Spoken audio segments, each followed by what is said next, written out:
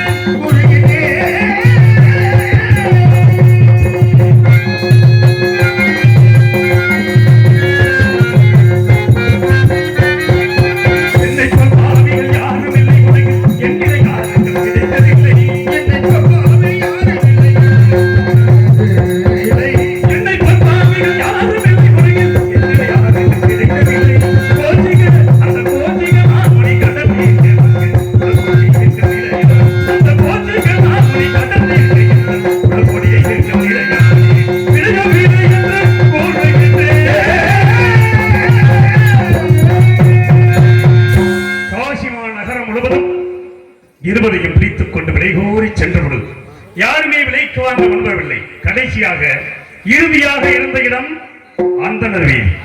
அந்தனர் வீதியிலே சென்று ஆடு மாடுகளை விலை கூறுவதைப் போல், காய்கறியை விலைக்கு விற்பதைப் போல் எனது மனைவியும் மகனையும் மீண்டும் விலை கூறினேன். எப்படி விலை கூறினேன்?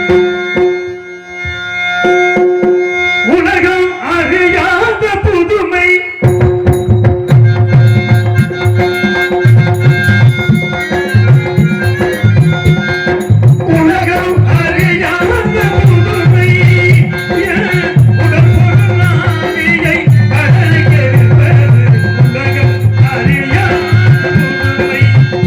இந்த உலகம் அறியாத புதுமை.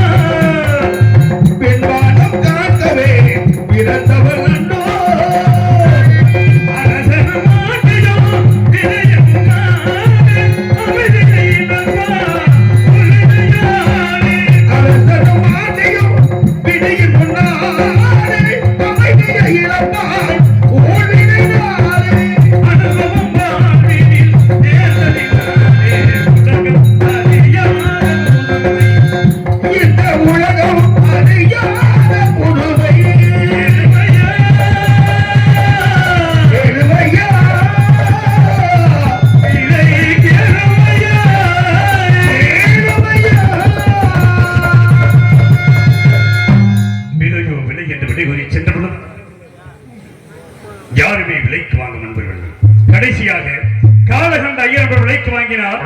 அன்பு மனைவிய மகனையும் என் கண்ணெதிரே அடித்து இழுத்துச் சென்றார். அந்த பொருளை பெற்ற நான் தரகத்தில் கொடுத்துவிட்டு பட்டகடன் தீர்ந்து விட்டது என்று மன அமைதியோடு இருந்தேன். மனிதன் நினைப்பதுண்டு வாழ்வு நிலைக்கும் என்று, இறைவன் நினைப்பதுண்டு பாவம் மனிதன் என்று.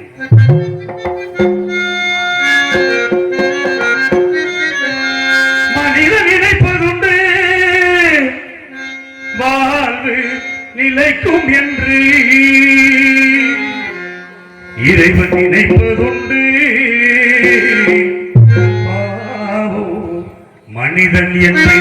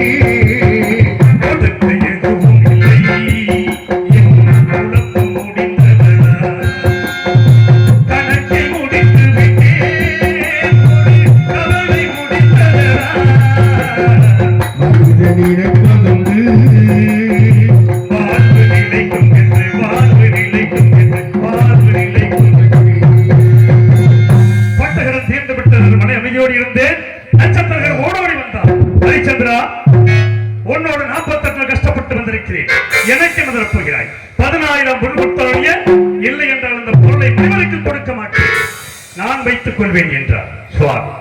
இனிமேல் என்னிடம் என்ன இருக்கிறது? எதை வைத்து நான் கொடுப்பேன் என்றேன். ஏன் இல்லை? நீ இருக்கிறாய் அல்லவா, உன்னை விட்டு கொடுக்கலாம் அல்லவா என்றார்.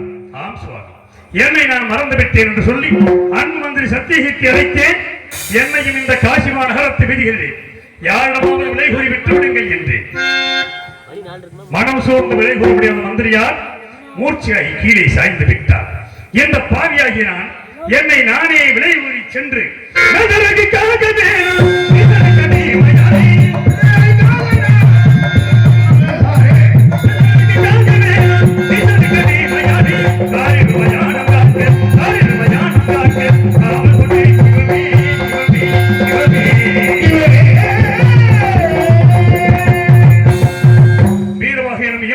விலைக்கு வாங்கினார். கல்புடம் சுமக்க வைத்தார். தவறை கீழே விழுந்தது. இறந்த கன்றை அறுக்க செய்தார். அறுக்கும் பொழுது கத்தியாவது கையிலே அறுபட்டு ரத்தம் கொட்டுவதை பார்த்தார். ஹரிச்சந்திரா, உனக்கு இந்த வீட்டு வேலையெல்லாம் செய்யப்படாது. நான் காக்கின்ற மயானம் ஒன்று வைக்கிறதங்கவோ வருகின்ற பிணம் ஒன்றிற்கு காற்பணம் ஒரு முளத்துண்டு வாய்க்கரிசி 3 வாங்கும்.